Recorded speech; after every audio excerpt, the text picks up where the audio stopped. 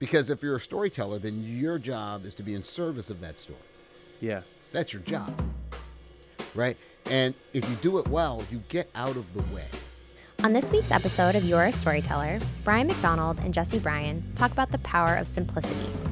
When you understand the power of simplicity, you can get out of the way and make creative decisions that serve your story best. Okay, so it's kind of surprising we haven't really talked about this yet, right? Because it really is, I feel like we've done some philosophical stuff. A couple weeks ago, Ian was on, which was great, and he did more questions. This episode, we're really going to kind of go back to just more like nuts and bolts story. How does it work, right? Sure. And so I think just to borrow Gordon Will's term? Willis term. Probably the greatest DP of all time. We're going to talk about how to do it simply, but not simplistic, right? Because I think he said that, the way he said that is a perfect way to kind of encapsulate it, right? Yeah. So on this week's episode, we're going to talk about why simple is good, right? All right, so... And simple is good is Jim Henson's thing, right? That's right. And how perfect is that? That he condensed it down to simple is good. Yeah. That's why he's Jim Henson. Yeah. Okay? So we just talked about... people don't know who Jim Henson is, by the way? You No. say Jim Henson to people, a lot of people don't know. Really? There are people right now going, who's Jim Henson? Muppets? Yeah. You say Muppets, they get it. Yeah. Yeah. He was also a good dude. Like, Jim Henson just seemed like the best dude. He's Kermit. Like... Yeah. I know. He's also an amazing... Even his ads. Like, if you go back to his ads, because his ads are how he paid for everything. They were so funny and... Yeah. But he's the guy. He's the Muppet guy. Yeah, he's the guy. Yeah. Yeah. If you saw a picture of him, you'd probably recognize him because he's so iconic. I mean, he's in the Think Different campaign. Oh, I guess you're right. People are probably... They don't. It's too old yet. Yeah. Well, it's the Muppets. Yeah, so that's all you need to But know. you go like, okay, we just talked about probably the greatest DP of all time. We just talked about the inventor of the Muppets. I'll give you a whole bunch of them in case you think I'm full of it. How about Steve Jobs? We have to work hard to get your thinking... you have to work hard to get your thinking clear to make it simple. But it's worth it in the end because once you get there, you can move mountains. Yeah. But again, what he talks about, which we'll get to later, is like how hard it is. Simple is hard. Yeah, right? it is hard. You have to work hard to get your thinking clean to make it simple. Get your thinking clean. Really work off all the rough edges, right? Another one, everything should be made as simple as possible, but not simpler. That's Einstein. There's a painter, Hans Hofmann. The ability to simplify means to eliminate the unnecessary so that the necessary may speak. Yeah. I thought that was a great one. That is a great way to say it. It's getting all this stuff out of the way so you can actually hear the singer that's supposed to be singing, right? Whatever. And again, simple, not simplistic. There's a really good blog you wrote. It's on your Invisible Ink blog. If you haven't ever checked out Brian's blog, and I know you're about to relaunch it too, but they can find the blogs now if they wanted, where you talked about simplicity. And I think you have the Jim Henson quote on there, but there's also a video in there. And we can add, now that we're going to start doing show notes, we can also add this stuff to the show notes, like a link to this, where you have Gordon's actual, like a little clip of him explaining what he means by simple, not simplistic. And a couple of things he said, you need to be asking, why are you doing this? By habit or by need? Right? Right. Like, and I think what do you think he means by that? When he says habit or need, what do you think that means? Well, I've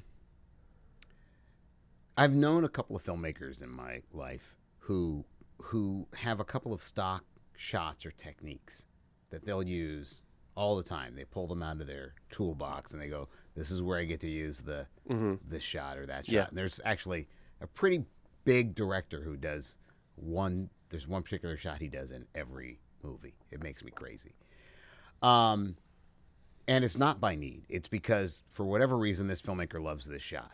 I don't know why. I don't know what he thinks he's getting from it or whatever, but he uses it every time. And it can't be appropriate every time. That doesn't make sense. It wouldn't, right? So he's doing it out of a habit. He's not. Yeah. And I've seen that a lot where people go, well, I like that kind of shot. I like this kind of shot. They have a personal sort of response to it or something, or they used it once and it worked or something, and so they go back to it over and over again. But that could be I'm just talking about filmmakers, but it could be anybody who's doing any craft. You know, they aren't solving the problem in front of them. If you solve the problem in front of you, you come up with a different solution. Right. You're not doing the same magic trick over and over. Yeah. So I think that's the difference. What does this shot need to get across the idea that I'm trying to get across? Yep. Versus how can I work in the thing I like to do? That's how most people work. How can I work in the thing I'd like to do? Yeah. You've told me before about different places where they start with concepts, visual concepts, before there's even a story. Yeah. Yeah, a lot of places do that. A lot of people do that. There's a movie. I had a friend who was doing illustrations on this movie, and they basically had illustrators do a bunch of drawings and paintings, and then they said, okay, we'll put those together and make a movie out of it. And then they just had some writer string all those ideas together. It didn't make a very good movie. Yeah. Yeah. That's really an interesting way to work. It's a tough way to work. It's a ridiculous way to work. Yeah, because you're like, oh, I got this thing, and then the alphabet comes to life, and it dances around, and you're like, okay. You're like, so work that in. Also, imagine this, a treehouse that can sing. Right. Oh, all right. And that, like, you know, so you're like, whoa. Yeah. It's a mess, Yeah. right? You're not working towards something. Right. Right? So the thing about simplicity, when you talk about that, it eliminates all that stuff that you don't. You don't come up with the singing house unless that's what you need. Yeah. That's not the point you're trying to. Yeah. Right. So once you can figure out, I got an email or text or something from, I think it was an email about. It was on Twitter. Somebody asking about their armature. They're having trouble figuring out their armature, their point of their story. And because it's hard, sometimes people want to abandon it. Like, oh, it's too hard. They think if I just write, maybe it'll show up, right? And there are people who write that way. I don't think it's the way to go, but there are people who do it. But you're going to end up having to do some heavy lifting at some point. So you might write a bunch of stuff, and then you have to peel everything away that you don't need in order for it to work. Or you can start with, this is what I'm trying to say, and only create the things you need to get your point across. You haven't wasted any energy if you do it that way. So the other way is just a waste of energy. And the waste of energy, too, we were just talking about Patty Chayefsky, where he was like, well, I didn't have to go to Mexico because I had all these magazines. And we're, in essence, the bigger thing we were talking about with Patty Chayefsky was the folks that were in TV, right? Because what was it? Combat. One of these series you were saying they had like over 20 episodes a season or something. Most in the old days, like in the 60s, you'd have 22 episodes in a season of a show. Yeah. So if you're on the writing staff, you don't have time to do it. It not only is it a cleaner way to work, like you're saying, but also like if you got to put up a show, however many 22 shows this season, and you got to write them, and you know they have to be good and all that. You don't really have time to work the other way. Right. So many great writers came out of that, which makes a ton of sense. Right.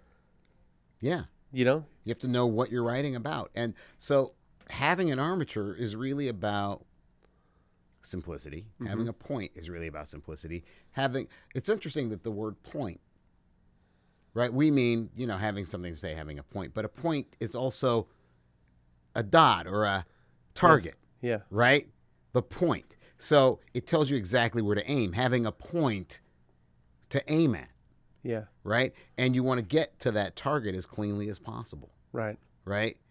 You don't want any friction on that arrow. Right? Yep. So that's what simplicity is. It's all the friction that's off the arrow so you can hit that target cleanly. Yep. And accurately. Yeah. That's what it is. That's all it is. So simplicity is just precision. Yeah. That's all it is. Why'd you pick that word? Precision? Yeah. Well, because people often think that simple is simplistic. Precision has more prestige as a word. Right. Yeah. Right? Sure. No, that makes sense. Yeah. It helps clarify, just using the right word, right? Another thing he said in that interview, and again, we'll have this in the show notes, is he said, people perceive complex as good. And he said, it's not good. Complex is not good. He said it twice, right? He said, your job is to reduce to the simplest possible terms so that everyone can understand it. And I thought, honestly, like out of all the quotes, he ends that little clip. That whole series is great. I think there's a couple of those videos that are longer where he's been interviewed. Yeah. It's some of his best stuff. And again, if you haven't seen Manhattan or any, Godfather or whatever, Yeah. you should. Yeah. But but that idea, I thought that was really interesting how he ended with it so that everyone can understand it. Yeah.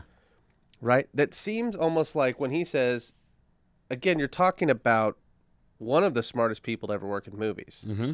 Right? Yeah.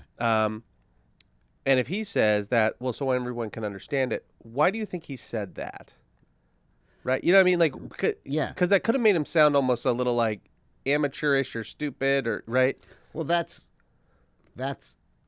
for whatever reason, a Western idea, right? The idea that simplicity is bad, and the idea that you're communicating with an audience or communicating with somebody is bad. It's so easy to get. It was so easy to understand, right? Mm-hmm. You know, I've talked about it before, but people, if something is convoluted and complicated and hard to understand, it will be put on a pedestal. Yeah. Because people think I don't know why they think this. The person who made this thing that is so complicated and hard to understand must be a genius, and I'm not smart enough to get it, or I am smart enough to get it. So then it's about me as the viewer. Like, I got it. Because people said that to me. Oh, you don't like that movie? I got it. Like, I'm not stupid. You know what I mean? It wasn't. No, but that's what they're trying to get you to understand is that you are stupid is what they're saying. If you were smarter, you would have loved this movie because of the 15-minute shots without cuts or whatever. Right, yeah. It's like, no, I get it. But they were very interested in getting you in your head. Got it, right? That's a head thing. Mm-hmm. I got it. Rubik's Cube, I solved it. Yeah, right? This is about making stories about intellect versus empathy. That's right. Right?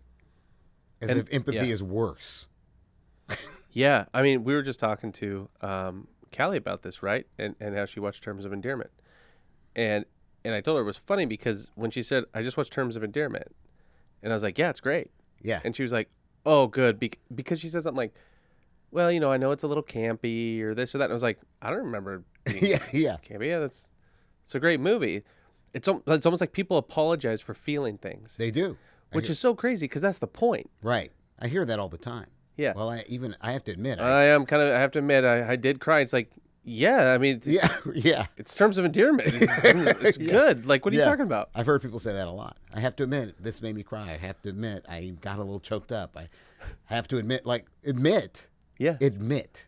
Oh, yeah. That's a really interesting thing. No, I told you, when we read your new script, we started crying, right? Yeah. You saw, I took a little video of my wife Katie reading it, and we were just trying to make it through it. And it was like, but there was nothing wrong with that. When we got to the end of it, it felt, you felt good. Like, you know what I mean? It's like you used to go to a movie, and you'd feel things, and you'd walk out, you feel better. Yeah. Right? But, we kind of. Well, it was catharsis, right? That's what when the Greeks created drama. Yeah. As we understand it, they thought the catharsis, the crying, was part of the experience. They thought it was good for you. They thought it was healthful. They thought it made you better to empathize. Yeah. I think that's still true. It is still true. But we pretend like it's not true. We pretend like we're robots. Yeah. And here's the funny thing with the rise of AI and all these different things.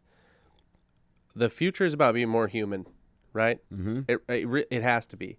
Because we've tried to be computers before. Like, we were just talking about that article we were reading, and they said, like, it used to be that people were praised for things like, oh, I've memorized pi to whatever decimal. I've done that. And it's like, well, any of us can do that. It's like, hey, Google, how many decibels or whatever, right? Yeah, right. So now, the only things that actually stand out is your humanity. Right. Right? And the funny thing is, that all just means we're going back to the way we used to tell stories. I think so. Tell stories in a way that actually move people. I just thought it was really beautiful that he picked that he said so that everyone can understand it. And again, like if you watch his films, he's no slouch, no, right? He picked that word. He used those words on purpose. Mm-hmm. It's just funny because I think if you didn't know who said it, right, you might go like, everyone can understand it. What are you playing the lowest common denominator? Or it's like, no, that's not what he's saying. Right. Right? I just thought it was an interesting way for him to end that. Well, right? like yeah. Well, when I wrote the Golden Theme, Yeah. it was all about what we all have in common and how stories can tap into that. And the subtitle of that book was how to now I forget in my own book, but appeal to the highest common denominator. That if there's the lowest one, there's a highest one, Yeah. right? And the highest one I think is about empathy. Huh. Right? The highest common denominator is, hey, I'm human too. And I hurt when that happens. Yeah. Or I'm happy when that Yep. happens. Or I'm disappointed when this happens. Right? And We're all the same. Right. Yeah. Right? So there's a highest common denominator. So the fact that a lot of people get something isn't necessarily awful. Right. I don't Yeah. understand. How'd that happen? I don't know. It's like, yeah, well, Toy Story, but I mean, yeah, it's like, no, who doesn't? What's wrong with that? Like, what? Yeah. Yeah. Right, like, what happened? What happened? Where we can't admit we like E.T. or whatever. You know what I mean? Like, Yeah. what happened? I don't Like, it's really strange to me. It's strange to me too. That movie's, it. I don't know, whatever. I, But I know that's not the point of the show. But going back to simplicity, mm-hmm. right? Like, I just even brought in a couple of things where I was like, Frank Lloyd Wright's amazing, right? And the funny thing is I have this big book, and it's called Unpacking the Archive, and it's cool, and there's all these photos in it, or drawings and stuff in it. But, like, I couldn't really understand it. I wanted to understand. I couldn't get, like, in his head. It was so dense. So I got this, and it's just a kid's book. It says, My First Shapes with Frank Lloyd Wright. And it's just like, this is a circle, right? The next page, he shows what you can do with a circle. Mm-hmm. And he does that. Okay, now here's what you can do with a half circle. Here's what you can do with a triangle, a square. And it's incredible. And the funny thing is, I have this in my office because it's like, this is the fastest way to get to understand, like, this is amazing. This is a great starting point. Yeah. And like, I think you said when you saw it in the office, you're like, why is this a kid's book? Right. It's not. This is what opened up the door for me to appreciate him so that eventually, you can get into stuff. But it's like, this is what opened the door. There's something about clarity that makes people think childish or childlike. I don't know where that comes from, but it's true. And so, if it's simple, easy to digest, easy to understand, it's not complex enough or something. I don't get it. It's not adult enough. Yeah. So people say, well, why are, movies for kids, why are the stories, why do they tend to be better? That's right? Yeah, sure. And people are like, why is that? It's like, because nobody's embarrassed about trying to communicate with children. Right. Right? Nobody's embarrassed about it. But if you try to communicate clearly to adults, then it's like, wow. Right. Yeah. And the funny thing too is I go to a lot of kids movies. I have 4 kids, right? Yeah. And even with that, I don't think people really even understand how hard it is to communicate with kids clearly. Oh, it's really hard. Kids are no joke. Yeah. They're smart, right? Yeah. It's but I hear what you're saying. Like, usually those are the movies that bring everybody together. Yeah. Right? But even this is so like, these are the two things that made it easier for me to get into his stuff. One of them is a book that they would say was for little kids, and the other one is a coloring book. It's just examples of his stuff in a coloring book. Once I understood these, right, it made it way easier for me to understand this. Right. But if I'm showing people or trying to explain something, I never get out Unpacking the Archive book. Right. Right? I go like, oh, here, you want to understand? Here, take a look at this. And this will pretty much give you some ideas of like how he thought about things. And it's great because anybody can get it. And it's helpful. Right. Right? And it'll help you whatever solve the problem you're dealing with. This gathers dust. Right. Right. Right? Yeah. When we talk about simple, like, again, this book is actually way harder to write, I think, than most people think. I think that's true. Who was it that said, like, if I had more time, I would have written a shorter letter? I think it was Twain. Was it? I think. Do you remember that story? That was pretty much it. Right. Like, Yeah. Yeah. Right. He wrote a long letter, and Yeah. I didn't have time to write a short one, right? Whatever it was, whatever the quote is. But He was a pretty smart guy. Mark Twain was a smart guy. He was all about simplicity. He used to say, he said, if you get paid the same amount of money to write the word city as you do metropolis, then write the word city. Right. Right? Why are you, who are you trying to impress? Right? Tell your story. See now, okay, there you go. That's an interesting thing to think about. Who are you trying to impress? Yeah. Whereas, like, remember, Gordon's like, so that everyone can understand. Mm-hmm. That's more of a service way of. That's more of like doing his job, which is people are going to pay to come see this film, and I want to make sure, right? Right. But he knew his end goal, right. right? Well, so that everybody can understand. If your end goal is impress, who are you trying to impress? I think that's a really, just a good, just kind of self. No, I think that's what. Yeah, I think that. Well, that's one of the reasons I think that people fall into these habits. Right. I did this shot, and it was really cool. For instance, like that kind of thing. Like, shot is really cool. And if I do that, people might notice me doing it. Right? Yeah. It calls attention to me. Right. Not the story. Because if you're a storyteller, then your job is to be in service of that story. Yeah. That's your job. Right? And if you do it well, you get out of the way. Yeah. All its simplicity is getting out of the way. Get out of the way. What are you doing? Get out of the way. Right. You're telling me a story or not? Get out of the way. Yeah. So that's all it is. It's getting out of the way. Yeah. And telling the story. So, of course, Bruce Willis says, well, I only need these lights. Because... Or Gordon. What did I say? Bruce. Bruce Willis. Yeah. Different guy. Different Different dude. You never know. Maybe he's going to... Maybe Bruce But Willis... you're exactly right. He did that. Right. Yeah. He showed up and there was like a truckload of gear. Right. And he said, well, who's this for? Right. And he took like a 3 lighting kit or whatever and lit the scene, and people were like, what? Yeah. And you're like, yeah, that's why he's a legend. Right. I heard he did that with he went to a restaurant set, I think. I think it was him. And he goes into a restaurant, and the restaurant was a real restaurant they were using as the set. And he looked at it and he goes, it's fine. No ego though. Yeah. No, this is. He didn't feel like he had to put. Yeah. Yeah, but that makes sense, right? You're like, great, he saved time and money, and he was like. I think there were a couple of lights he needed to put up for whatever reason. Yeah. But essentially he went, this is fine, let's shoot this. Those older filmmakers too, though, they thought about efficiency, man. Yeah. Right?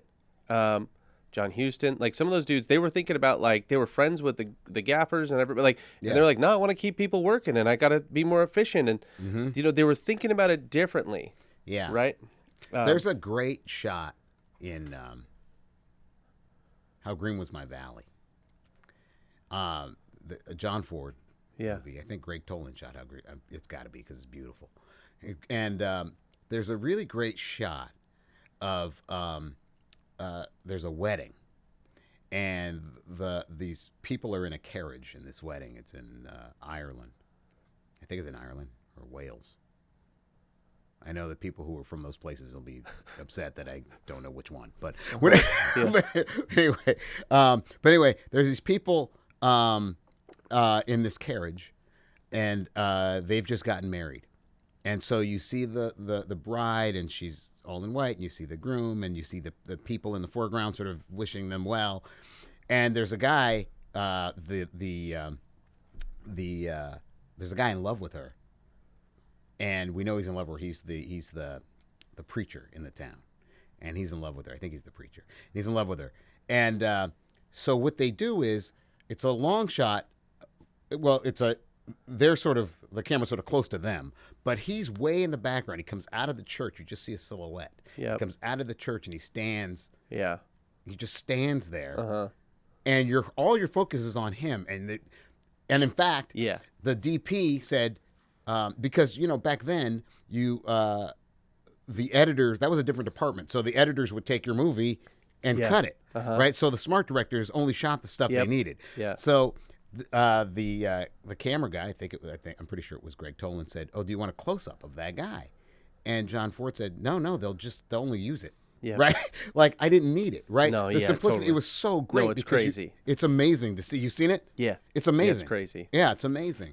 There's stuff like that in Stagecoach. There's right. Yeah. Where you just like this. Like you've talked about before, Stagecoach. Maybe we've talked about it in person, but you were talking about how he was able to set up that she was a prostitute without saying it. Oh, right. Yeah.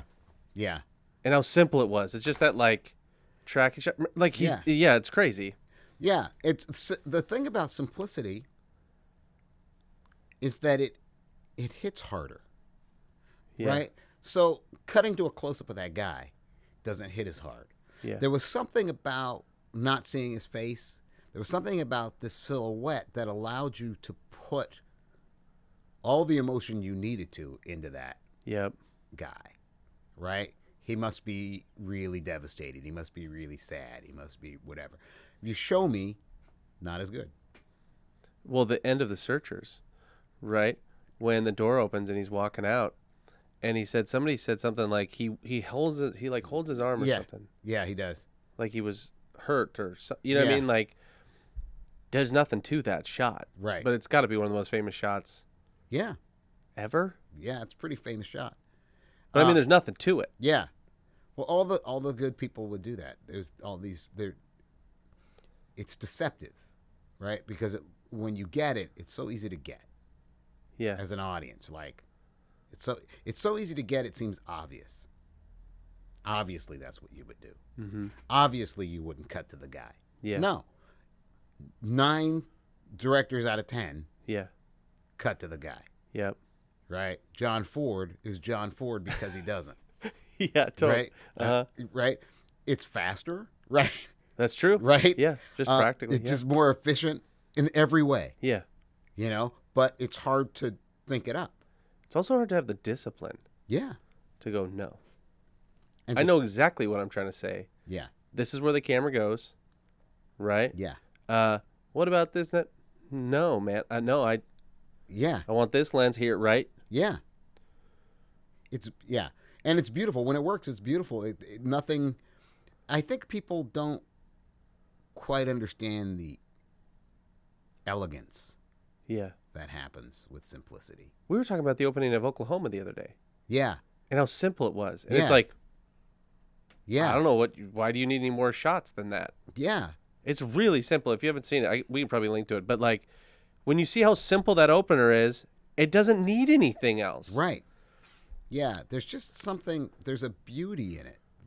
Yeah. In that elegance that people, for some reason, don't appreciate as much as I think they used to.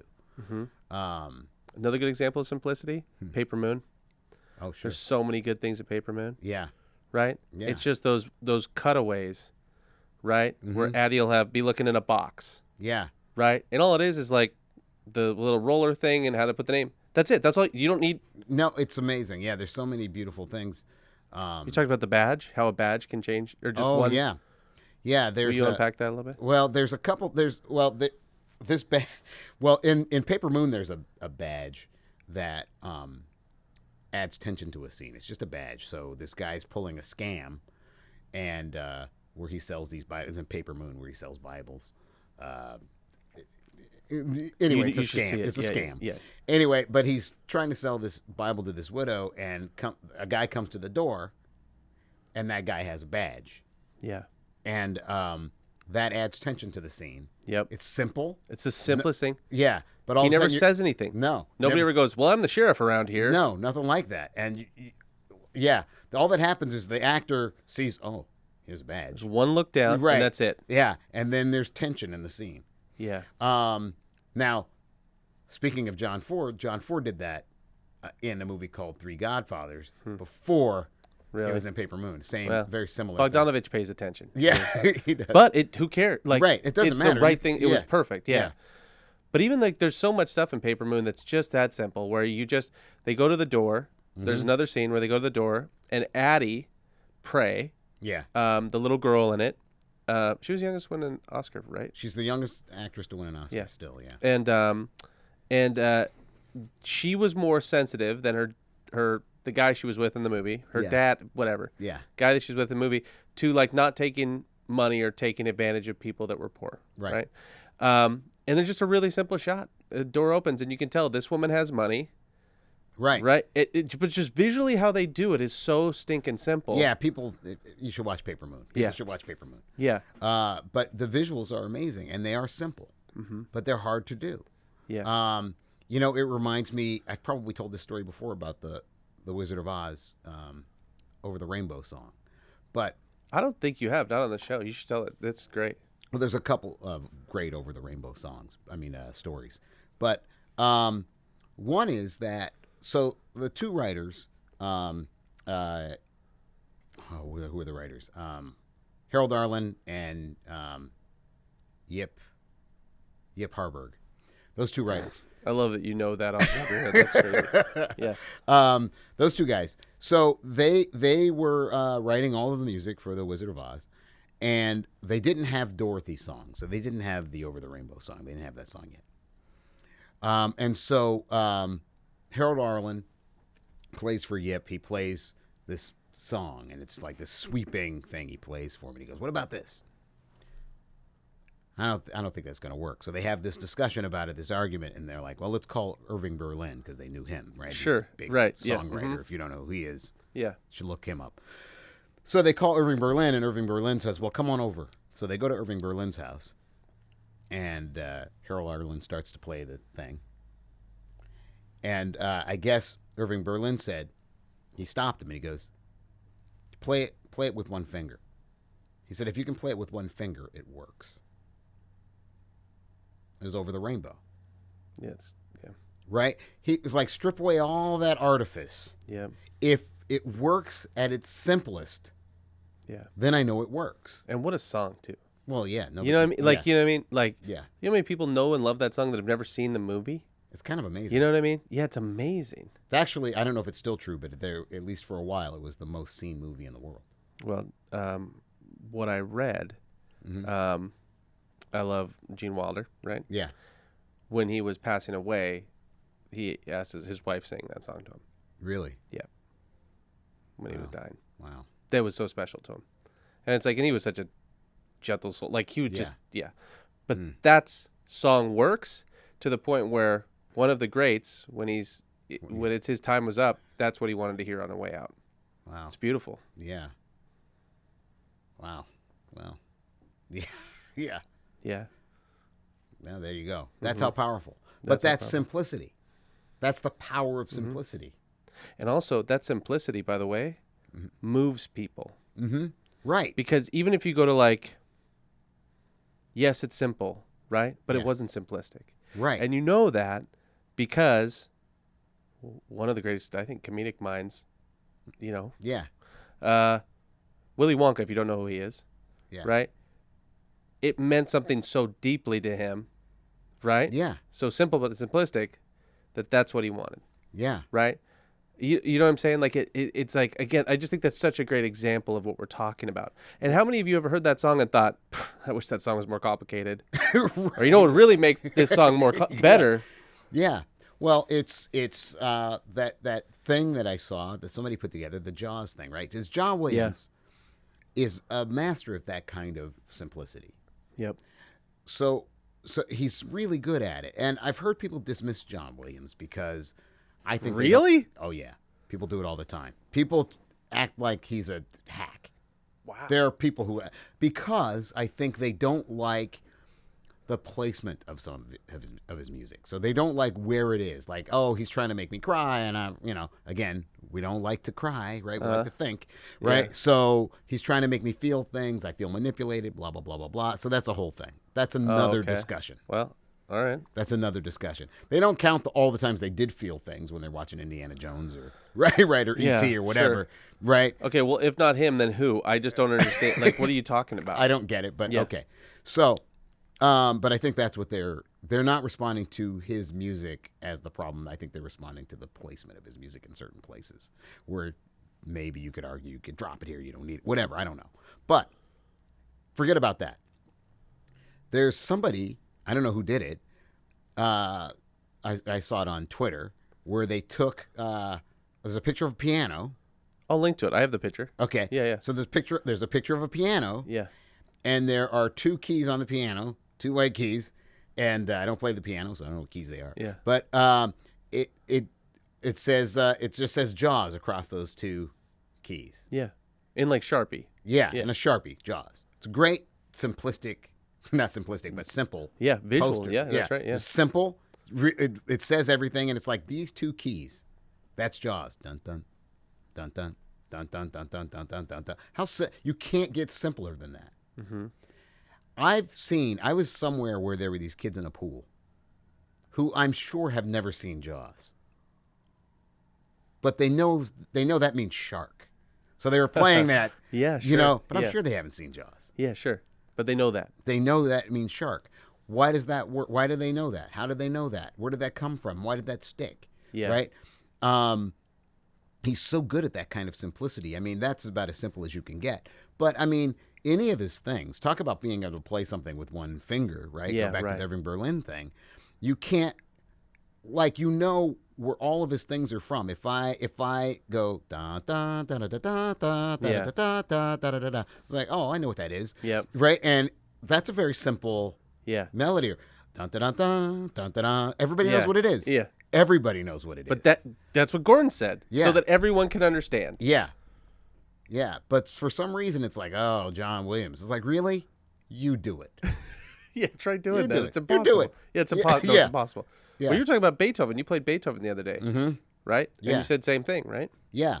Well, Beethoven, it's because music is the same thing as storytelling in that, and all kinds of design, right? Which is you state the theme, and it's a variation on the theme. Yeah. Right? Da da da da da da da da dum, da da da dum, da da da dum, da da da da da da da dum, da da da dum, da da da dum, da da da dum, da da da dum, da da da dum, da da da dum. Yeah. Da da da da da da da dum. Nothing. No, and it would Over- always over- be beautiful. too. Yeah. Yeah. All it's amazing. State the theme, variation on the theme. That's storytelling. That's design. I got to I got to hang out with these architects. Yeah. I had given a talk to them, and they like, we're gonna go look at this famous church. We were in Arkansas. I wish I remembered the name of the church, but it's known for its architecture, and so we went.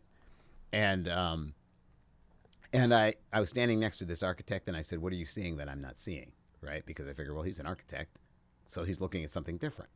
And he pointed at something, and he said, "You see the shape of this door?" Yeah. He goes, "See how it's repeated here and here and here and here and here? It's the same thing." Yeah, That's it's the always theme, the same. variation on the theme. We taught some of the quotes. We said Steve Jobs. We said Einstein. We've talked about painters. We've talked about Jim Henson. We've talked about We've talked about a DP, a cinematographer. Right. We've talked about director. They all say architects. Yeah. People that really know their stuff are like always say the same things. If you look for it, Dieter Rams, one of his 10 principles for design is as little design. Good design is as little as possible. He said the same thing. It's pretty like good design is as simple as possible, but no simpler. Pretty much same thing. Right. And you go oh well, that's what Einstein said, and then Jim Henson was saying the same thing, and they're probably onto something. Right. Alex Toth, you know Alex Toth? He's an illustrator. He's sort of an illustrator's illustrator. Like, illustrators are like, oh, Alex Toth, right? Yeah. Maybe not as much as they used to, but people rediscover him and go, who is this person? Yeah. But Alex Toth did these really great Zorro comics and a bunch of stuff, and it's just the simplicity of his work is amazing. Yeah. And he has a list somewhere of his rules. And one of the things is that figure out what you need to draw and draw that and only that. He's talking about simplicity. Yeah. He's talking about clarity. Yep. And he's talking about precision. Yeah. Right? Figure out what it is you need to draw that and only that. Yep. Yeah, it's hard. Yeah.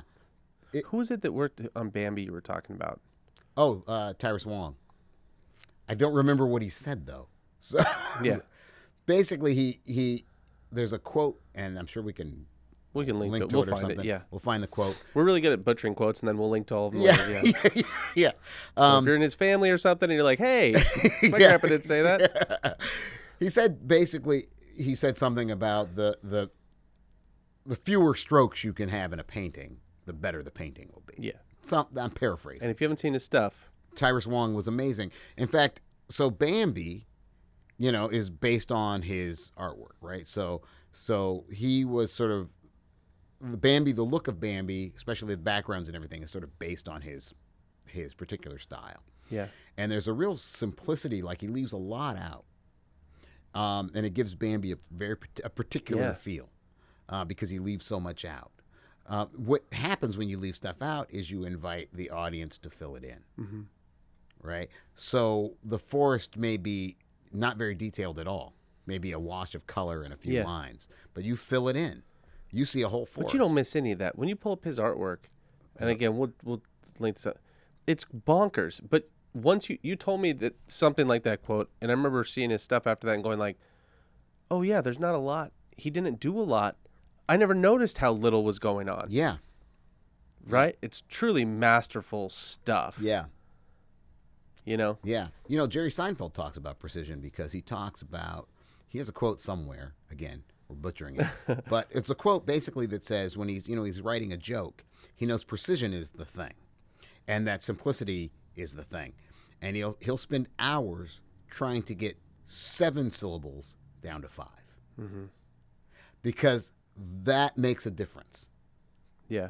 It's the difference between a laugh and not a laugh, or a small laugh and a bigger laugh. Yep. And he knows that. Going from 7 to 5. Yeah, he knows that. So it's like, no, I can get rid of some of these words. It's quicker, it's cleaner, it's clearer. It's amazing. But everybody at the top says the same thing. Yep. People temporarily at the top might be complicated is better, but it's a fashion with them. It's fashionable. But then people get tired of their trick, and then they're done. That's right, and then it's over. Yeah, that happens all the time.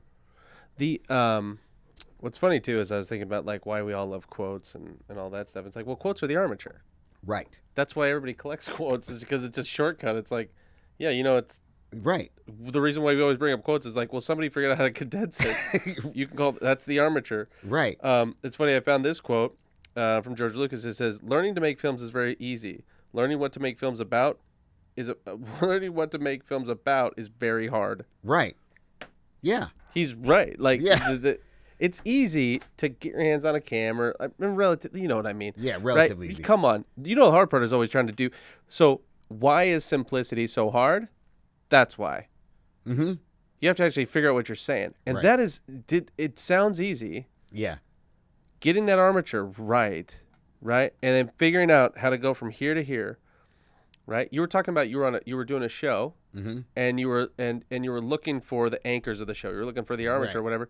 And you're like, well, I found this, and then I found this other piece, and it's like, and I was like, I said something like, well, yeah, I can see how you built it off of that, but honestly, between here and here, is really difficult. Sure. Right. So even if you have the armature, right, it's like, oh, I think it's this, which is hard to do, is really find your armature that you can invest in 100% right. and like something bleed on paper. Yeah, right. Something you believe in, because That's sometimes right. people look for armatures like what's cool to say. Or, yeah. Like no, you have to believe in it. That's part of it. Yeah. Yeah. In order to really move people, it has to be true. Yeah. Right.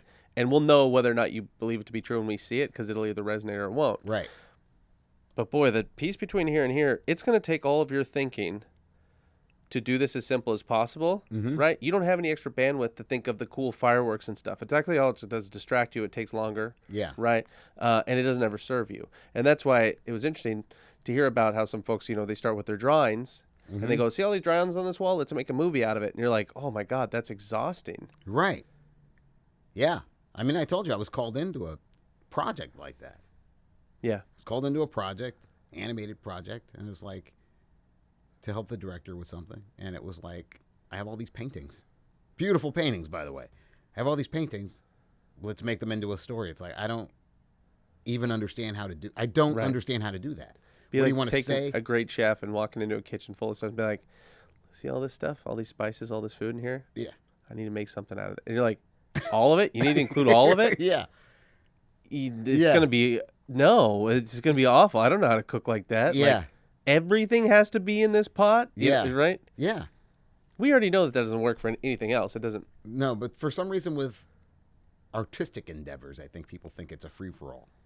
Mm-hmm. You can just throw anything you want in the pot. But you can't. When you're creating something, what you leave out is as important as what you put in. Right. Maybe more important. Mm-hmm. Right? Yeah. What did you leave out? Well, I didn't need pepper, so I didn't put pepper in there. Right. It would have thrown it all off. Yeah. Right? I know it's true when I take pictures.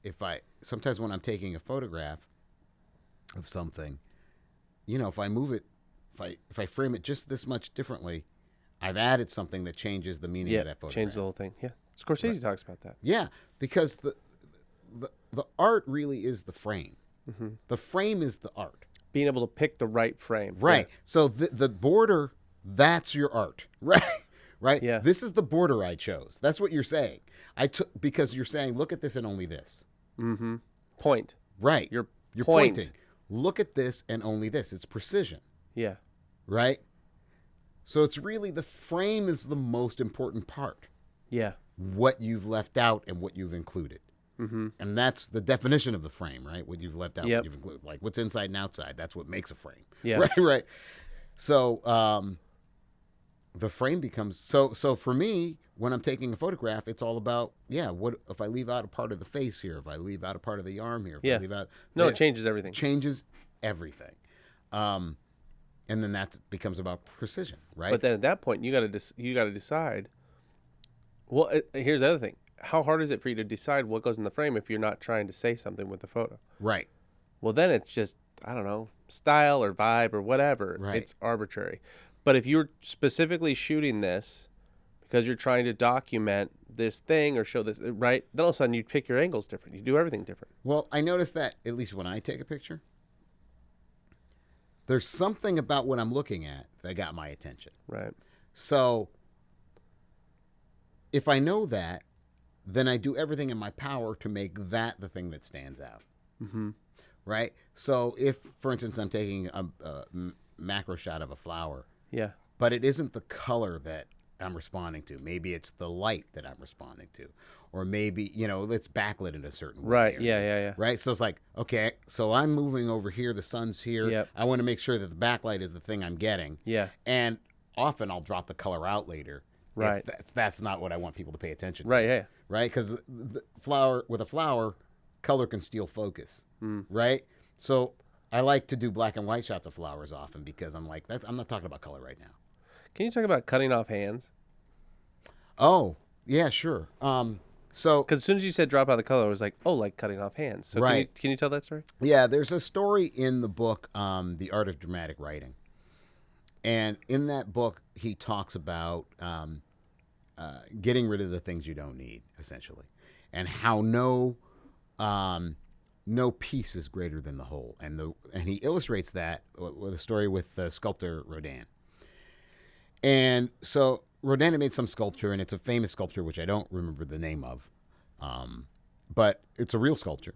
And he makes this sculpture, and it's this woman in a robe, and he's very happy with this, and he wakes up an apprentice, and he says, look at this, and the apprentice is like, oh my God, this is amazing, and goes off about it, and talks about how much he likes the hands. The hands are like, they're alive, and he goes on about the hands, and Rodin's frustrated, and he wakes up another guy, and what do you think? And the guy like, oh, this sculpture is beautiful, and he goes off about the hands, and he keeps showing it to people, and they keep talking about how the hands are like lifelike and whatever. And so he got so frustrated, he cut the hands off of the sculpture. They're still off of this sculpture. There's no hands on this sculpture. It looks like the robe is sort of covering them the way, but he took them off because they were stealing focus from the rest of the piece, and no part is worth losing the whole piece, right? So like the piece wasn't working, right?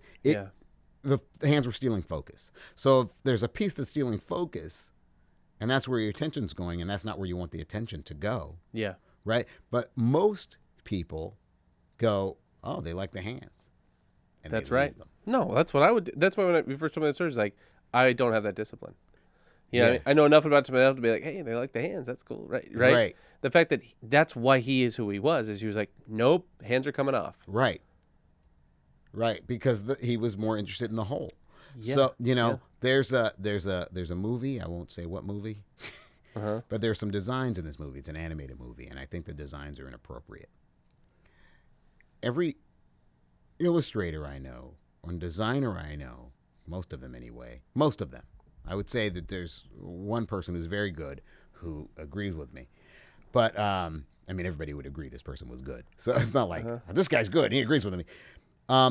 But I feel like the designs are completely inappropriate.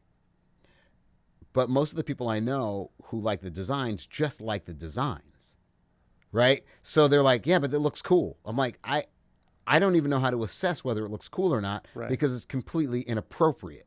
Yeah. Like, it's not what the designs need to be. And by inappropriate, you're not talking about... No, I'm not talking about... I'm talking about inappropriate in that it's the wrong creative decision. So it's like, the way I explain it is, Well, you know the story of Androcles and the lion, right? Yeah. Where he pulls the thorn from the lion's Yeah. paw, right?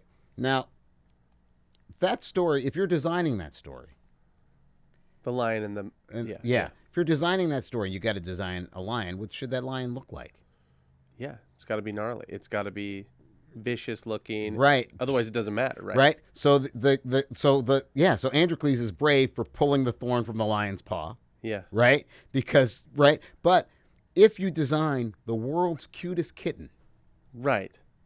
And you're like, I'd pull the thorn. I'd play with the cat. That's what I mean by inappropriate. Right. Now you're not even telling the story. You're just, but the kitten is so cute. That's essentially the argument I'm having. Well, the kitten is cute. I don't. And you're like, the kitten can't be cute. Right. I don't care. It's inappropriate. I don't care if it's cute. Like that doesn't redeem it. It can't be cute because it has to look fierce in order for the story to work. Right. Yeah, that makes sense. Yeah. But it's weird because 9 designers out of 10 disagree with me, which is why there are some people who can do this and some people who can't. And some people rise to the top of their field. Yeah. Like Gordon Willis. Yeah, right. Like John Ford. Yeah. Because those people, and like Rodan. Peter Ram. Yeah. Right? Because like Tyrus Wong. Yeah. Because like Jerry Seinfeld. Because they can take those things away. Yeah. Right? They know. Like I told you, I had a student once, and she said to me, she said, Brian, how much stuff can I add? And I'm like, that's a really interesting question because that's the kind of question that novices ask. I hear that all the time. What pros ask is, what can I take away? What can I take away? Yeah. Because they want to eliminate everything they don't need. How do I go from 7 to 5 syllables or whatever? Right? Yeah. Yeah, I mean, Gordon was known for that. He just started turning lights off. Right. Yeah. That's what do they call him? The Prince of Darkness or something Prince like of Darkness, that? yeah. Yeah, sure. But it worked. I mean. Yeah. So, we see it work over and over again. Yeah. The funny thing about simplicity, though, is I think it's harder to, you don't see it, you feel it. Mm-hmm. Right? It's like the first time, I don't know, you held like an iPod. I remember that. Mm-hmm. My friend got one through his folks or something. He held it, I was just holding it. I was like, this is the sickest thing I've ever. Right? You know what I mean? You're right. It's like yeah. click, click, click, click. It's like once you held it, you're like, my Walkman doesn't. This is garbage. Like this, right. You could feel it. Right. That's what I mean. So it wasn't necessarily that you could go like, oh, this is really simple. Right. Right. It was just that it felt right. Mm-hmm. And so it's funny that even that when you can get it, or even like in Jerry's joke, right? Yeah. You probably won't go like, I could tell he cut 2 syllables off of that. You'd just feel it. It'd be funnier. Right. So ultimately, you did your job when the audience responds in a certain way. Right. Right? They walk by and they're going through the museum and they're like, yeah, cool. And then they see that statue and they're like, oh my God. Yeah. That's amazing. Look at that woman, that statue, right? And they don't know the hands were even cut off. Right. What was the 2 folks that did every frame of painting? Mm-hmm. Remember those guys? I don't remember I'm trying to their remember names, but they were fantastic. They did a it's really amazing job. The one they did on Chuck Jones, Mm-hmm. it's great. Again, Chuck Jones talked about simplicity too. yeah, Yeah. that totally made Yeah. But he talks about over time, he did less and less and less. Mm-hmm. I forget the guy who wrote the essay on it, but he just kills it. And that's one of his points in the film is he's going, you can see over time he's actually doing less and less facial expressions. He's actually doing less and less moves, right? And those pieces, I don't know, 100, however long, people will be watching them and they'll work. Yeah. Right? It's the dog and the cat one. Feed the kitty. Feed the kitty. Mm-hmm. That will always be good. Yeah. There's just enough things, right? But it's big when it needs to be. It's small when it needs to be, right? But I thought it was interesting that he kind of tracked when he was talking kind of the history of Chuck Jones. Again, you'll look it up. You just look up every frame of painting Chuck Jones, you'll see it. He talks about how he actually starts backing off. Yeah. And things got even more timeless, right? Yeah. He also, in terms of his design, got simpler too. Mm-hmm. Like he would paint himself into a corner in a weird, like he did a thing called Dot in the Line. Have you ever seen Dot in the Line? I don't think so. It won an Academy Award in '64 or something. Something like that, 64, 65, something like that, around in there. And it's a story about a dot and a line. Like, That's what it's about. Like, some other things are in there, but it's amazing what he could do with that. I think he was looking for restraints. He was looking for, he was looking to make his job harder so that he could be clearer. If that makes any sense. Yeah. Right? It's kind of easy to be complicated. Right. It's not hard. But to know exactly what to do, what to draw, what not to draw, right? Like Alex Toth said, right? What do I need to do? Like, to know that stuff, that takes experience to know what to eliminate. And I've seen this a lot with creative people. They get better at better. They all get better and better at eliminating things. They don't tend to get more complicated. They tend to start taking things away. Yeah. You know, I've seen it over and over again. Like, oh, if you look at Mike Mignola is a really good example. Yeah. If you look at Mike Mignola's art, if you go to his early art, Hold on, say who that is. Mike Mignola is the creator of Hellboy. Yeah. If you look at Mike's early work, it's way more complicated, and he gets simpler and simpler and simpler and simpler as time goes on. Oh, dude, and it still looks sick. It's amazing. Like, yeah, I have a whole bunch in my office, right? Yeah. Yeah. But if you look at his early work, I'll bring some in. Before he was capital letters Mike Mignola, he could draw. He's fine. Yeah. But as he gets simpler and simpler, he gets better and better and better. Well, it's crazy. If you look at the originals, too, it just looks like Sharpie. Yeah. Like, when you see the covers, it's sick. But the funny thing is, you know, if you look at the original ones, you're like, oh, there's not a lot to it. Right. But you don't need anything more. Right. Yeah. But, yeah. And also, you were saying, too, I think it was in a blog post, maybe we were just talking about it, how, like, when he started doing that stuff, how different that was compared to what was going on in the industry. Oh, yeah. Yeah, it was very different. Which is another even cool thing, right? Yeah. Like, if everybody is complicated, right, he's like, well, it's sharp, you know? right, yeah. But it's killer. There's nothing wrong with it, you know what I mean? Yeah. No, it's great. And as a matter of fact, when he came out with Hellboy, it was all part of an imprint called Legend. And so John Byrne, who was doing good work, and Frank Miller was in there, and I think Walt Simonson was in. It doesn't matter, but Art Adams was part of that. But Mike Mignola was sort of brought in, and I think wasn't expected to be the guy who took off. He was the guy with the least name recognition, I think, at the time, if I remember right. And kind of he took off in a different way than the other guys did. Hellboy really. But it's so different. I remember seeing Hellboy for the first time and just being like, what is that? Yeah. Because it was so different, right? Mike showed me Hellboy before it ever came out. I saw Really? pages of it before it ever came out, yeah. What did you think the first time? I mean, you It was ended amazing. up writing, but like... It was amazing. It was amazing. It was so different, right? Yeah, it was really great. If Yeah, people see it now, they probably won't notice as much, but like, it used to be... I remember when I was a kid, remember like the cards? It was like the X-Men cards and the Marvel cards. yeah, like sure. you're right. And the art was just over the top, super detailed, right? And then it was like, what is that? Hellboy. And you know, you see the covers, you're like, wow, it stood out in a really good way. Right. Right? But the funny thing is, now that I know more how things work, I'm really shocked that he could do that. You know what I'm saying? Yeah, I know Because what you instead mean. of going like, no, I mean, I like the whole concept behind the Hellboy thing or whatever, but you got to make it look like everybody else's stuff. Right. Because it seems like that's what happens. It is what happens. Sometimes you get an editor who takes a risk, or an editor who, you know, and sometimes they'll listen to other artists. If all the artists are going, no, this person, Yeah. sometimes people will pay attention to that. Usually, in my experience, it's usually been other artists, not editors. Other artists who first discover an artist and go, this is the person. Yeah. Yeah. That's been my experience anyway. That other artists see it. And go, that's special. Yeah.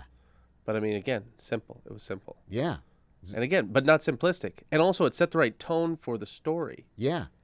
right? Yeah. I remember somebody arguing with me once about Mike Mignola early on about how they didn't like his stuff, and they said, well, he can't draw. I'm like, what do you mean? And they're like, well, so much of his stuff is in blackness that he's covering up the fact that he can't draw. I'm like, no.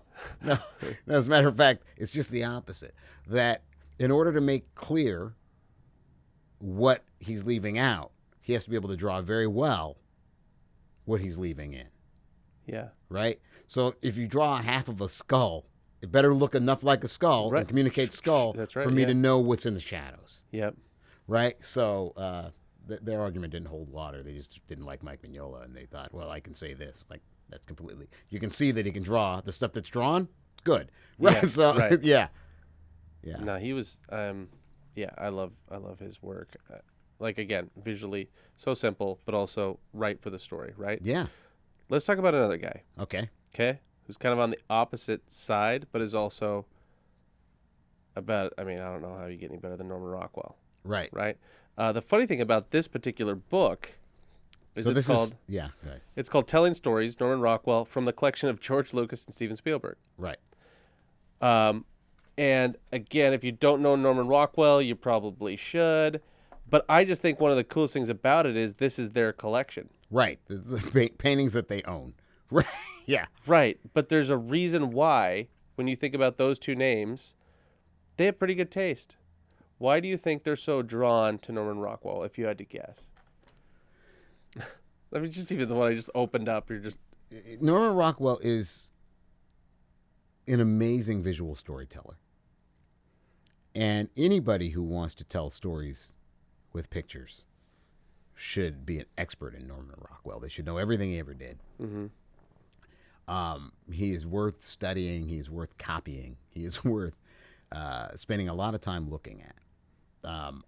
I've looked at his stuff. I keep his stuff around to keep my brain sharp in terms of visual storytelling because he's so good at making sure he has the right details in there. He needs this and this and only this. Yep. And this and this and only that. There's nothing extra in his work. It's just so precise. And I think that what George Lucas and Spielberg see is his ability to tell a complicated story, but very simply. Yeah. In one, often, not always, but mostly in one panel, in one shot, in one painting. Sometimes there's a couple. But see, that's the thing. The funny thing is, like, if we're pitching work, people don't understand how much easier it is to pitch a commercial than like a print campaign. Sure. When you can crystallize it into a single image, it's one thing to get 24 frames a second. Sure. It's another thing to be like, okay, that painting, is it New Neighbors? Is that what it's called? Oh, yeah. Right? I think that's what it's called. I know. Again, we can link to that. And with the moving truck and the way that he mirrors all the characters, like you said, talk about precision. Yeah. Holy cow. Like, yeah. There's nothing wasted in that painting. No, there's not. And that's the way he is. There's the one, the jury room. Yeah. I think that's what it's called. Yeah. The jury room. Yeah. I think that's actually in here. That's right. Yeah. And there's just, it's amazing. There's a, you just have to see it, but there's just this. You have to see it. You have to see it. But it's amazing what's in that painting. It's amazing how you know what's going on in that painting. Yeah. People think it's easy because, I remember talking to a bunch of people who are like, why do you think Norman Rockwell is good? Why? Yeah, there it is. It's amazing. I think it's called Jury Room, isn't it? Yeah. Yeah. You can look it up, or we No, can it's unbelievable. Yeah. But people sometimes don't like, this is what Spielberg gets in trouble for too sometimes. I think people don't like what he paints. So, he does a lot of, like he was doing covers for the Saturday Evening Post. Yeah. And so he had a particular job, right? And which was to do these sort of feel-good covers. So it'll be Thanksgiving or it'll be Christmas or something. And I've talked to people who it's too sweet, too syrupy, but they're talking about taste now, right? Like, I'm only concerned with how much he communicates. Right. Look at what that person communicated. Look at what he was able to get you to understand. That's difficult to do. But I noticed that more people, Hitchcock talked about this. He said about movies, he goes, sometimes critics often will get, they will talk about the subject of of a movie a lot. Like, it's important. It's about this. It's good because it's about X. It's good because it's about Y. And he goes, they never really talk about the manner in which it was made.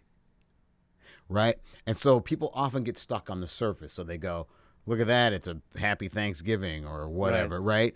And that's not the way my Thanksgivings were, or whatever their thing is, without going, look how well he communicated that. Like, you could take the lesson and tell your own story. You don't have to tell his stories, but you can learn the skill. Yeah. And I don't understand why people throw away the skill, even if they don't appreciate what the paintings are about. The other thing is, he did other paintings when he was done with the Saturday Evening Post that were much more hard-hitting about real things. He did a painting about the about school integration. We see the little black girl going to school. Yep. It's a really Even powerful. the one I was just talking about, new neighbors or whatever. Yeah. The New Neighbors. That's one. So he. What was the one you said that his process where he actually wore a shirt? Oh, there was a painting he did called. What's the name of that painting? Murder in Mississippi, I think. It was for an article on there was some killings of some civil rights workers in the 60s. And made big news. It was a big deal. And he was doing they were doing an article about it in Look magazine. I think it was Look magazine. They were doing an article, and so he did a painting for that. And one of the things he did is because these guys were killed, and they had a bloody shirt or something that they had recovered. I saw this in an exhibit of his work. And there was the bloody shirt of one of the victims, and he put that shirt on when Norman Rockwell to sort of get to, and he usually would have models, but he didn't want anybody else to take on that energy. And he put that shirt on to get into the thing. It's a powerful painting too. I think it's called Murder in Mississippi. How can it not be? Yeah. But the magazine, this was a couple of years after. I think this was a couple of years after the actual murder. The magazine, big New York magazine, not in the South, wouldn't publish the painting, wouldn't publish the cover, because they had a policy that they only showed African American people in servant positions. So you can only be like, it's a butler, yeah, we can put it on the cover, but we can't show this guy, this victim, on the cover of this. Wow. Yeah. No, we don't do that. That was a policy that they had. That was in that exhibit I saw. That was a little thing they said on that painting. Wow. So the painting was not published. Man. Isn't that crazy? Yeah, but I also think that also pulls in kind of some of the stuff we talked about in our last episode of honesty and being willing to go there emotionally. Yeah. If you really want to move people emotionally, like if you want to affect the audience emotionally, which again is the goal, you have to go there first. Right. Right? Right. And the fact that Norman Rockwell, he was Norman Rockwell by that point. Right. He was a big deal. He could have just knocked something out or whatever. But look at what he did. Yeah. Right? He took that upon himself. He's like, I don't want anybody else to feel this energy or whatever. Yeah. He sat in it. Mm-hmm. I've never seen that painting. I can't help but imagine it's insane. It's a good painting, yeah. Because how could it not be? Yeah. Right? Yeah. That's special. And it will always be special. And it's because he was willing to do that. You know? Yeah. It's really something. Yeah. You know? Yeah. But even yeah. this jury painting. That jury painting's amazing. Right? Like this painting, if you should, again, if people haven't seen it, it's just called The Jury. Yeah, it's just called The Jury. Man, talk about being ahead of his time. Mm-hmm. Right? Yeah. There's a lot going on in that painting. Yeah. It's unbelievable. Yeah. But the right thing's going on. That's right. Not a lot, not anything extraneous. Yeah. Right? It's not extraneous. It's all the things he needs. Yeah. But it's all the things he needs. But it's nothing else. Yep, but nothing else. Yeah. People do not understand the power of simplicity. And if they can wrap their brains around the fact that it can be moving and be powerful and be poignant and be all the things they really want their artwork to be, they can start seeing the beauty in it, and then they can start to reproduce it. They can start to do it themselves. But it requires that your ego comes out of it. It requires that you are brave enough to cut the hands off the sculpture. Yeah. Right? You have to take your ego out. All those details are just ego. That's all they are. Mm-hmm. Right? I think Bruce Lee had a quote where he said, showing off is a fool's idea of glory. Yeah, that's why he's Bruce Lee. He's Bruce Lee. Yeah. And he also talked about chipping away the unessential, right? Yeah. He said, you don't need, so chip away the unessential. That's Bruce Lee. Another completely different category. Totally different category. Right? But the best ever at what he did. Yeah. Yeah. Get rid of the unessential. And an awesome dude. Yeah. Right? Yeah. All the way around. All the way around. Get rid of what you don't need. Right? But it requires that you check your ego at the door. And that's the hardest part. Right? Because when people start praising you for those hands. Yeah, that's right. Right? Are you willing to cut them off? Because you have something bigger in mind. I also think when you just think about the words that Bruce Lee picked, like what you don't need. Well, that also implies you better know what you need. Right. Right? Yeah. Because you can't actually figure out what you don't need until you have a very clear understanding of here's what I need. Mm-hmm. Right? Even now, like purging and all those different things, like, tidying up and shows like that and stuff, it's really getting up to the same type of thing. It's like, do you actually need all of this stuff? Right? You're like, I think I'm supposed to have all this stuff. It's like, but do you need, like, right. When you understand what you need, what do you actually need? It's actually very little. Right. So even life, we know statistically and stuff. Yeah.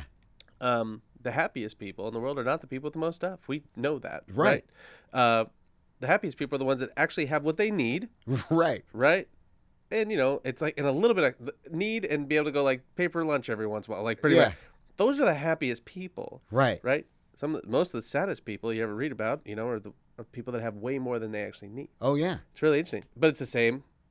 Outside of that, it's the same for story. It's the same for music. It's the same for... Well, it's also interesting because stories will tell you that, right? Like that Buddha, before pre-Buddha, right? Yeah. He had everything. Yeah, everything. Everything, right? Didn't make him happy. He had everything you could want. Mm-hmm. Like, well, there's got to be more than this. Yeah. Right? There's lots of stories like that. Well, God, Jesus... Right, yeah. If he came from heaven, that means that he would have had everything. There's usually that contrast. Yeah. Right? From everything to nothing. Any of these folks, you know what I mean? Yeah. Like, yeah. Yeah. Because that's what makes it matter is contrast. Right. If you want to know about contrast, I'm pretty sure we talked about it in another episode. But you're exactly right. I just think, and even if you look at Bruce Lee's life, like it's cool because you can go see his martial arts studio still downtown and stuff. Yeah. We're in Seattle, obviously. Or we were just talking about seeing his grave, right? And Brandon's grave. But like, yeah, when you go and look at his martial arts studio, there wasn't all these bells and it was like he didn't. Right.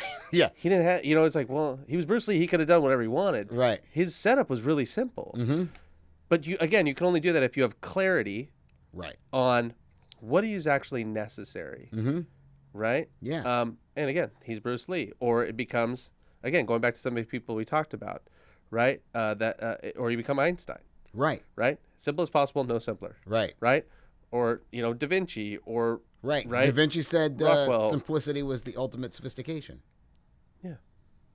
Something like that. Totally. And you see that painting that they've got? It's just a painting of just a portrait of Christ's face. Yeah. And you look at it and you're like, I can't not look at... Or Mona Lisa, right? Right. Like... Yeah. He could have thrown a bunch more people in there if he wanted to. He could have had a firework going off over his shoulder or whatever, like... Right. No, it's... he's good because it's just all he needed was that. Right. A smile. Right. So, yeah. So if Da Vinci says simplicity is good, and Einstein says simplicity is good. Yeah. And Bruce Lee says simplicity is good, and Jerry Seinfeld simplicity is good. Jim Henson, why do people think otherwise? Think about the Cookie Monster. Look at what the Cookie Monster looks like. Yeah. He's blue. You're right. He's got his mouth. He's got his eyes. That's it. Elmo. Yeah. Same thing. Like Kermit, he's got the little thing, Yeah. whatever around his neck. Yeah, yeah. But Jim Henson always knew, like, that's what I mean. What else do you need? Yeah. Seriously, all those characters. Yeah. Snuffleupagus, he's big, but I mean, other than that, like Yeah. he's pretty. They're simple and they're iconic, and they're how much Mickey Mouse. Right. Simple is good. Right.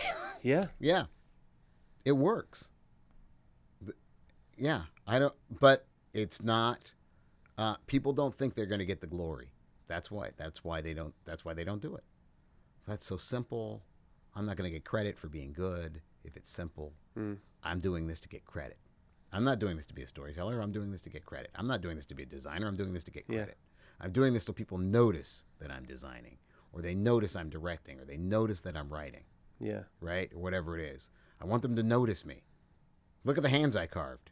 You're right. Yeah. Right? Right? Yeah. An amateur leaves those hands on and a pro cuts them off. That's right. And then the funny thing is, and if you do that, they'll notice, but they'll notice for the right reasons. Right. People didn't miss Bruce Lee.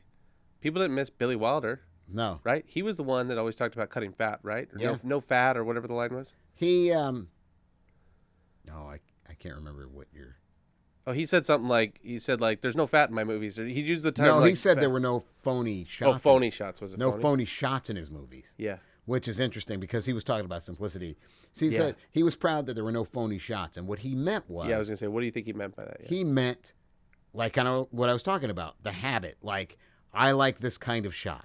Yep. I like doing this, right? His shots were always storytelling shots. Yeah. His shots were always to tell you something about the point he was making or about the character. Yeah. Something. There was always a reason for his shots. Yep. And so that's what he means, no phony shots. I didn't do anything because I thought it was cool looking. Right. Well, and because look at the apartment. I think at the opening of the apartment, right? There's some beautiful work You in could there. you Yeah. could think that, oh, that was just a cool thing he thought of. But it's like, no, if you read the script, right? Yeah. It's all just dramatizing what he's saying. Right. Right? The Office, you know what I mean? Yeah. Right? But the cool about that is he was proud of that. Right. He was proud that, yeah. He was proud when you didn't see him directing. He was proud when he thought a bad director is the one people notice. We're exactly on the opposite end of that spectrum right now. Correct. The more people see the director working, the better they think it is right now. But didn't you think that shot was cool? I'm constantly getting in arguments with people. I guess. I don't know. Did it serve the story? But didn't you think it was cool? Isn't it amazing that he held that shot for 15 minutes? I don't know. I why? guess. What was the...